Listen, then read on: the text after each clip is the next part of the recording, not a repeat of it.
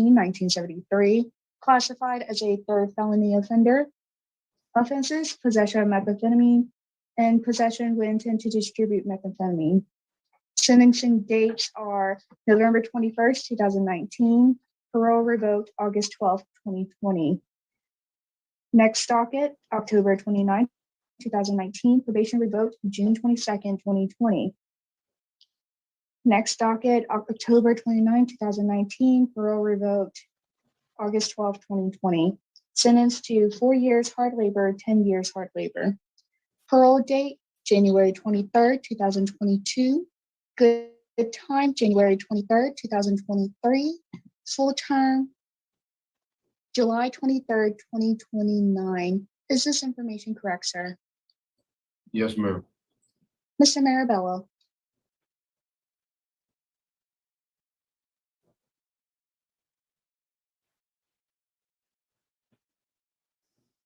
Good morning. Is it Perrin or Perron? I'm sorry, how do you pronounce your name? Perron.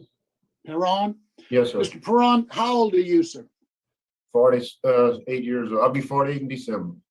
Okay, 47. so you're 47 right now, you'll Yes, be sir. 48 in December? Okay. Yes, sir. Tell me, how long have you been in prison on these charges? Since May 14th, 2020. Okay, so what, a year and 3 months or something like that? Yes, sir. All right. Tell me a little bit about your educational background. I see you've got 11 years of schooling. What does that entail? I got 11 years of high school. I was married at a young age. I was married in between my junior and senior year, and I had my first son. So I had started 12th grade and did not complete. And I went on to vocational school in Ville Platte at Brent Corral Institute, and I had 760 something hours of air conditioning and refrigeration upon going into the Marine Corps. But I had enlisted into the Marine Corps and never departed. Were you say you enlisted but never deployed? Were you actually accepted? Were you a member of the Marine Corps? I had went to New Orleans, took my physical and everything, and they gave me a leave date. And under some personal issues and stuff going through courts, we put it was all put aside for a while, and I ended up, after the several months of going through that and finishing it, I turned it down. I didn't want to go no more. So you never went into the Marine Corps. You wanted to go, you were trying to go, but things prevented you from going. Yes, sir. Okay.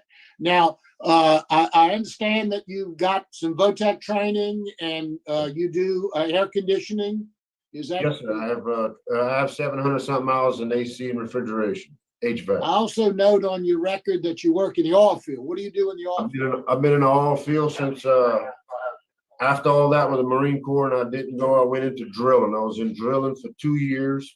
In 1993, I went into production as a sea operator, roustabout, and I've been in ever since '93. I've been in production, and my last job held in production was right before my arrest on these charges, and I was a senior lead / assistant field foreman offshore. How long did you work on that job? I was on that job for that one company for about 3 years. And before that, you were with different companies for how long? Yeah, different contract companies. I probably worked for 3, 4 different contract companies in the last 27, 8 years. Pretty good money doing that, isn't it? I was making between 105 and 117 a year. So tell me why it is you ended up in prison. Drugs. I was using drugs, and then it became I was self-medicating myself for depression and anxiety issues and problems instead of going to where I should have, and into AA and going to meetings and finding a sponsor and working steps and becoming a sponsor possibly. Let's talk a little bit about your drug use. I see you got a couple of DWIs. DWIs generally associated with drinking. Is drinking also an issue with you? Yes, sir. I'm an alcoholic and a drug addict. Yes, sir. Okay. When did you first start using drugs? When I was 18 years old. Okay. As a And teen. what did you start using? I started with marijuana. Okay. And then I went on to cocaine at 19. And then I was addicted to crack from the end of the age of 19 all the way to the age of 43. I got off of crack at 43 years and I hadn't used crack since. How'd you get off of crack at age 43? I have a drug addiction counselor out of Lafayette named Mr. Chad Franks. I was going to him on my days in from offshore twice a week. And Now, you get drug tested while you're working offshore? yes, sir. You passed your drug tests all these years? Yes, sir. But we'll get tested probably randomly. Yes, sir. I have passed all my drug screens throughout the years. Now the drug test, it would go probably a couple of years before we may get tested. Or if when I did switch a company, I would take it for the physical and all that. But as far as drug screens, every month, every 3 to 6 months or something like that, no, sir, they weren't doing them frequent like that. Production is more of a lenient than a drilling or a third party because of the people they have that work for them. I got you. Tell me a little bit about your alcohol use. When did you start drinking? I started drinking at 15 years old. All right. You from Lafayette? Mamu. Mamu? Yeah, A lot of yes, drinking going on in that area. Yes, sir. Is that kind of how you started with all your friends and Yes, so sir. forth? Yes, sir. Friends, parties, and outings and whatnot. And what were you drinking? Beer, mostly beer. How often would you drink? As it progressed, how often would you drink? I was drinking on weekends then. It progressed during the week. I would drink a couple of times during the week, but it was mostly weekends for the first part of the couple of years, 15, 16, 17 years old. Then when I started using marijuana, I started drinking during the week and get high on marijuana, and then drink while we were getting high on marijuana and whatnot. Okay. Are you still married, or were you ever married? I was married for 10 and a half years. Yes, sir. Okay. And you divorced? Yes, sir. Been divorced. And you since have 4 2000. children, as I I understand? got 4 boys. Yes, sir. And some How great. old are your sons? From 28 to 18. 18, 23, 25, and 28. And do you have a relationship with them? Yes, sir. I talk to them over here frequently as my mother, more frequently. When I get calling calls, that's what I get calling calls for, to talk to my boys. Okay. Tell me what sort of substance abuse treatment you've had outside. Now, you indicated that you've got a drug addiction counselor that was working with you and helping you. Tell me how you even got to that person. Tell me what sort of treatment you've had on the outside. I met Mr. Chad Franks. He was my drug addiction counselor in the Acadiana Recovery Center back in 2009. I went to Acadiana Recovery in Lafayette for 30 days, 30-day treatment. And whenever I got sick and Now, tired. let me slow you down a second. Yes, sir. Were you ordered to go there, or did you voluntarily go there? I voluntarily went there. Okay, go ahead. And then where was I? My train of thought. You're talking about Mr. Franks. That's Yes, where you sir. met him at. Right. And I'd relapsed after I got a year after I got out of treatment. I relapsed. And in 2013, in 2012, I got a possession of cocaine charge. That was my last felony charge, I think. I think I was convicted in 13. I'm not sure. But I contacted him. I was looking for counselors because I was just sick and tired of being sick and tired. And I found Mr. Chad and I said, wow, he was my drug addiction counselor recovery. So I called his firm and he told me to come in and sit down and talk with him. And I went on from there. I stayed clean off of crack for 4 or 5 years. Now, how often would you see him? I would see him twice. Every 14 days I would come in from offshore. What about meetings? Have you ever gone to AA meetings? I made some meetings, yes, sir. That was one of his strongest recommendations, meetings, find you a sponsor, talk to that sponsor, stay with that sponsor, and work them steps, and then become a sponsor. Okay. No. Now, I didn't get that far. I did not. I didn't listen to him. I got you. So how is it that you ended up back in here? I had a girl, me and a girlfriend was together several years, and I'd found some things out while I was offshore, and then we ended up separating and ended up drinking again, ended up on crystal meth, and ended up here. Now, what programs have you taken while you've been there in prison? I'm taking anger management. I'm in pre-high set. I've taken risk management, which is alcohol and drug addiction schooling. And I'm in the phase 2, just got my books on the phase 2 of risk management and living in balance and work readiness, job readiness for when I re-enter the world. But Now you're still in living in balance? yes, sir. Sure. Okay, and what about risk management? Are you Yes, still in sir. that as well? Yes, sir. How much longer you got to do those? I'll be in that till December, till probably right at graduation of December 17th. Okay. Tell me what your plan is. Let's assume that you get a favorable vote today, and you're able to get out. Tell me what your plan is. Number one, for sobriety. What is your plan to make sure that you continue to stay sober? You don't go back to drinking. You don't go back to using any kind of drug.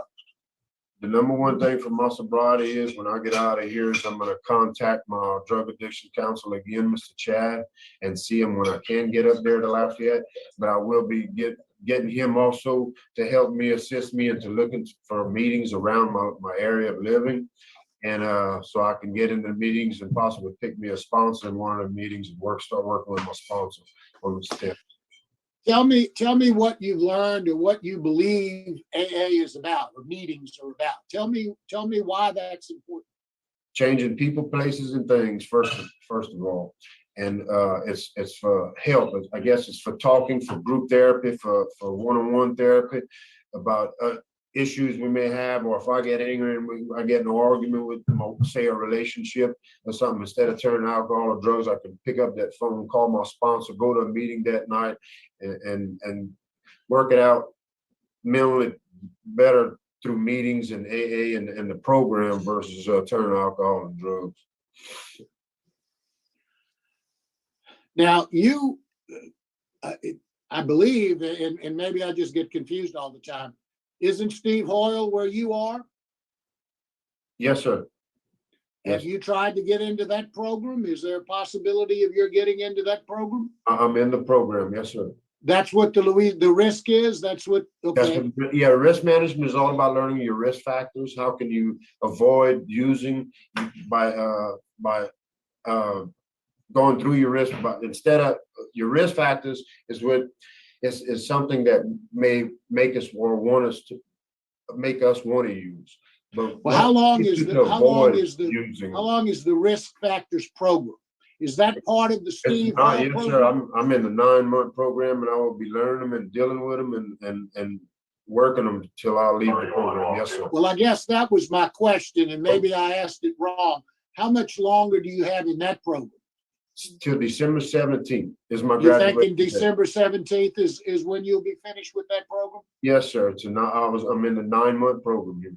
Okay. I've been here since February, but started the program in March. What are some of your triggers? Triggers, anger, anxiety, depression, going around old friends, going to a bar would be a trigger to me, which is something I would have to avoid dramatically. I guess going to parties where there's drinking, going to Mardi Gras, or going to any affiliated place right now that where there would be. Where are you going to go back to? I'm paroling out, or when I am released, I'm going to my mom's in Elton. In where? In Elton. Elton. Now, Elton is where? I know it's in South Louisiana, but what's the big city near it? The biggest city near it is Jennings, which is not that big, but it would be. I understand. Okay, I know what you're talking about. They still got alcohol and drugs in Jennings too. Yes, sir. My mom and them don't drink. My sister, brother-in-laws, my sister and them, they live in Elton too, and they're all non-drinkers. They're one thing they do is they do go to church regularly, and they actually study the Bible with a lot of people. Tell me how long you think you're going to have to go to meetings. All my life, rest of my life. Can't cure drug addiction. It's a lifelong thing. My grandmother died, and she was a 16-year recovering alcoholic and addict. Mr. Perrin, Louisiana especially Louisiana, because I've lived here all my life. It's a place where they push alcohol on you. You go out with friends, you go do things. They want you to drink. They want you to do this. How are you going to be able to fight that off? I think so. With the program, with meetings, the sponsors, as long as I'm doing what I need to do for myself, yes, sir. I know I had relapsed with the issues with my girlfriend and that, which is no excuse. I should have went about it another way. But staying clean them 4 to 5 years, I tell you what, I enjoyed myself, and I see now I really enjoy myself. Because bro, I never thought I would end up here like this. You know, relapse is a real serious issue. It's very common. It's real.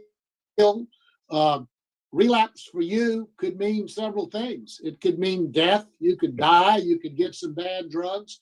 You could go back to prison because of it. So, I mean, you've got to be very vigilant to make sure that you don't do those things. Do you think you're prepared to do that, or getting prepared to do that by finishing these programs? Yes, sir. And thanks to Shy Shat 90 here, yes, sir, I'll be well prepared. Tell me about jobs. Are you going to be able to go back in the oil field or what? I would think so. I have talked to my boss months ago, and he said, when you get out, he said, give me a call and we're going to look at it. I'm going to try to get you back out there. He said, it might not be right away, but he said, I'm going to try to get you and squeeze you in somewhere. I'll have some minor work with my stepdad. He told me he'll put me to work until I can get going and get out there and go from there. Mr. Perrin, and I think for obvious reasons, and you've told me, I need to tell you, our assessment has come back to show that you're a moderate risk. You're not a low risk, you're a moderate risk because of your history, because of everything else. And you have high needs. You need substance abuse treatment. You're getting that. You need some mental health coordination. I think you're getting that where you are now. So those are some issues that you need to deal with, that I need to be concerned about with my vote. So you also have law enforcement opposition. There's nothing you can do about that, but they do have opposition to you. Can we hear from the staff there, especially the staff at Steve Hoyle? Could you tell us a little bit about how Mr. Perron is doing? He is doing well. He is currently in the 9-month program. He is scheduled to graduate, like you said, December 17th. He's been actually working very hard at his books. He is also enrolled in high-set classes while he's here. He is at the point that he's ready to take his pre-high-set assessment as soon as we can, once we get out of a few of these COVID protocols. But he's been working very hard and hasn't had any problems with following the rules. He's compliant with everything we ask him to do. Right. Thank you very much. Any other? That's all the questions I have. Does anyone else have any questions? I just looked up. We have no write-ups from him at all. No write-ups at all? No, sir. He has no write-ups with our facility. No disrespect towards staff or anything. Great. Thank you very much. Is there any other speakers? Do we have anyone else to speak? I wanted to ask him a question. Sure, go ahead. I'm sorry, I didn't see your hand. That's okay. Good morning, Mr. Perron. How are you doing? Doing fine, and you, ma'am? Okay. You've talked to Ms. Marabella and answered most of the questions that I have. But did I see that you're also in the phase 2 sex offender treatment? Yes, ma'am. Yes, Okay, ma'am. tell me about that. About the charge itself, the conviction. Well, yeah, what? It was 1995. Actually, I was arrested in 93 for it, but convicted in 95. When I was 19 years old, I slept with a 17-year-old girl at a party. So is it carnal knowledge or some other charge? Yes, it's carnal knowledge of a dude. Okay. Now you're in phase 2. How many phases are there in that program? 4. 4. Yes, ma'am. Do you have an expectation of when you'll be able to complete all 4? I should be completed all 4 at graduation. So by December 17th, you will have also completed all 4 phases of sex offender treatment? Yes, ma'am. Okay. Yes, ma'am. All right. Thank you. That's all I had. Yes, ma'am. Okay. Are there any, I don't believe we have any speakers. There are Mr. no Perron, speakers. there is a speaker? There are no Oh, speakers. no speakers. Thank you. I'm sorry. Mr. Perron, is there anything you'd like to say to us before the panel votes? No, sir, I thank you for this opportunity and I appreciate y'all and the questions you've asked. And I want to thank the Steve Hall program and the staff here for their input on what they had to say about me. Thank you very much. Is the panel ready to vote? I'll go first. Mr. Perron, you have a serious problem.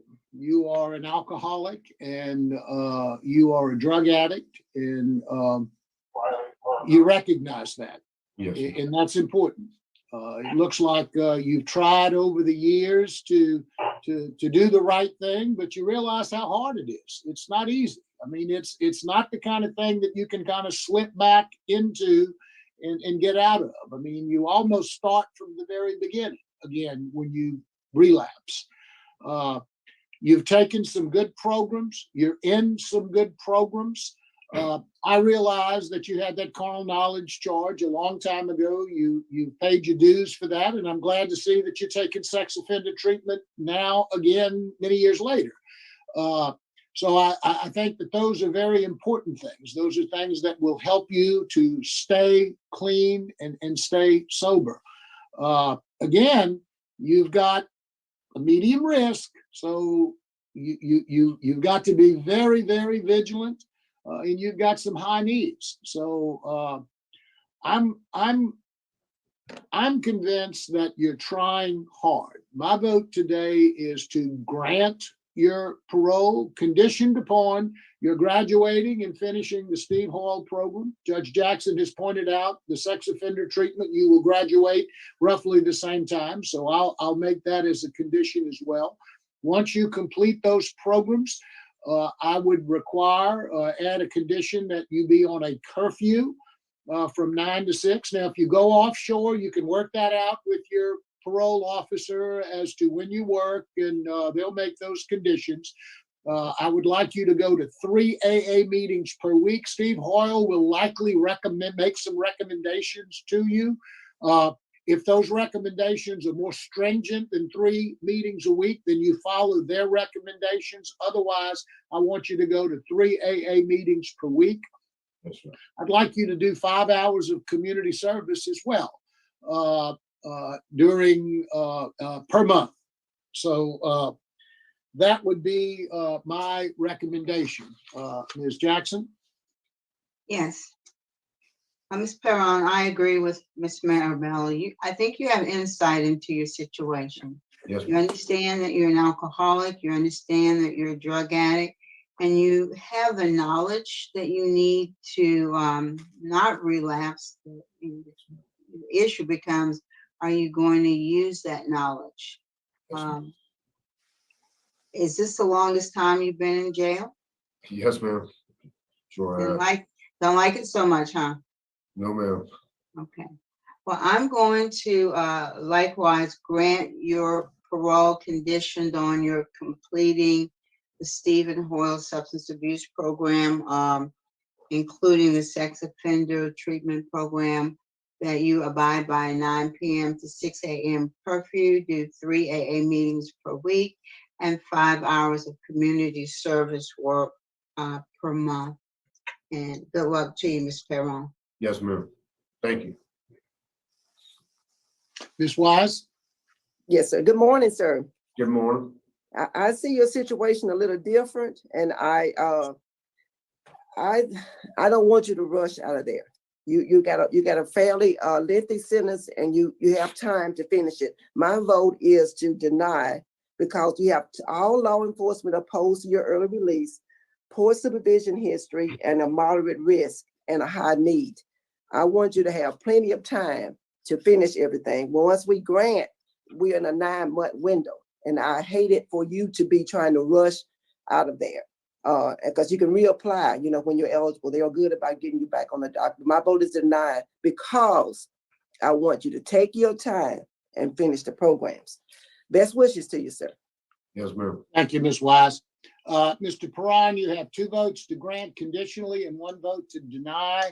I believe, what's the, do we need to be unanimous on this one? Yes, sir. Mr. Perron, your parole has been denied today. I think you have a lot of encouragement, though. I think you have 2 votes to grant for you to complete the program. Ms. Wise likewise wants you to complete the program. She wants you to take your time to do that. So my advice to you and my suggestion to you is to continue doing what you're doing. And once you complete those programs, reapply again, and perhaps you'll have a different result. But good luck to you, sir. Keep up the good work. Yes, sir.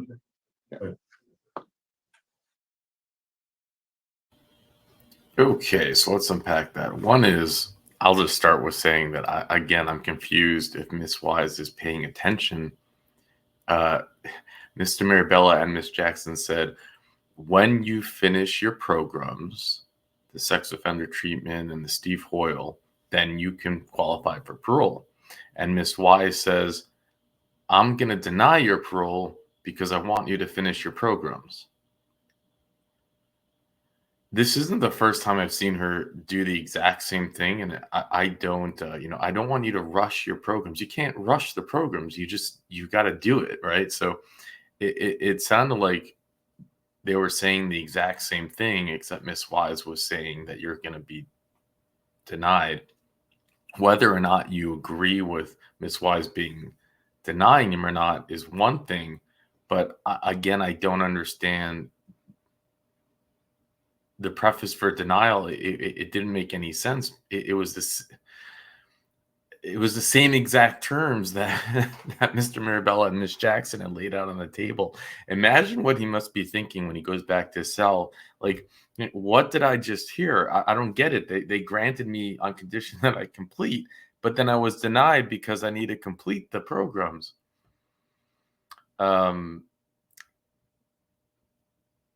I thought that he had a very good interview in terms of answering questions correctly. Like, Mr. Marabella must have been in 7th heaven because he seemed to have answered these questions like the way you're supposed to answer them. One thing where I think that he was caught in a lie, which is pretty typical for people with offenses of a sexual nature. He said that he was 19, she was 17. And, the legislation just simply doesn't read that way unless the legislation was different in the 90s, which is very possible that it was. So if someone can point that out, please put it in the comment section. Why can't I even see clearly what this says? I don't know. It's so weird sometimes, the screen thing. But right here, misdemeanor carnal knowledge of a juvenile is committed when a person who is 17 years of age or older and has sexual intercourse with consent with the person who is 13 years of age or older, but less than 17 years of age. He said that she was 17. So that's simply not carnal knowledge. Now, maybe the legislation changed, or maybe he exaggerated the age difference, which we frankly see all the time, unless they're called up on it. Another thing that was quite interesting that Richard pointed out, Richard often finds everything. He mentioned his 5 children. It shows that he is in a deficit of $66,598.70 in child support payments. I mean, how does that even happen? Wow. I mean, I guess if you have 5 kids and a judge says over the course of 18 years you pay nothing and throws a book at you. But imagine getting out of prison and having all the fees that you have to pay, plus you have a judgment of all that money, which I think they'll take it straight out of his paycheck, right? Those are pretty serious judgments, and you can get locked back up if you don't pay it, right? So, but he got out in December 2023, which is actually quite recently. So he just got out. Now, what he was originally in for, we'll go over that. It was so they bust 3 people allegedly dealing narcotics. Rain police arrested 3 suspects accused in this ring, and the police say that they observed a vehicle traveling north with a burnt headlamp. And I gotta tell you, if you're doing illegal stuff, make sure your headlamps aren't burnt out. Make sure your blinkers work. Make sure everything's legit, because why take? But they're not thinking clearly. Officers conducted a traffic stop on the vehicle and were given consent to conduct the search of the vehicle. Why they gave consent, I don't know. I guess the same reason they're not driving with the headlamp, or it wouldn't have made a difference anyways. Authorities say during the search, they found the most 3 ounces. Also packaged for sale, a digital scale, small clear Ziploc bags, 38 pills, identified as clonazepam, packaged for sale, a counterfeit $100 bill inside a wallet that belonged to the male passenger. And the violation happened in a drug-free zone. Frankly, he is lucky that they didn't throw the book at him. You could have sent him away for much longer. They also locked KASEY up, and I looked her up to see if we had a parole hearing or something of her, but she doesn't show up in our research. And she looks so young, man. I mean, wow. And then, oh, it's her mom. Wow. Gosh, can you imagine being caught up with your mom and this guy? Wow, okay. It's so sad. I didn't see her. Well, let me do one more check with. Nah, I just ran a search for the mom, but also didn't come up.